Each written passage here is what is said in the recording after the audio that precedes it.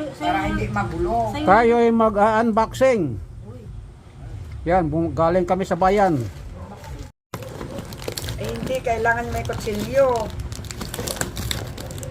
Matitibay yung mga ano.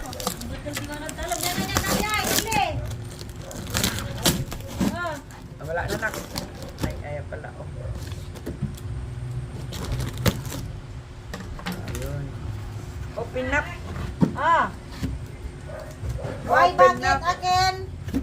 Ang cute naman ito. Baka hindi wala ng hangin ito. Para namang sakar ito. Pinapatayo ito sakar eh. So, ito na yung in-unboxing.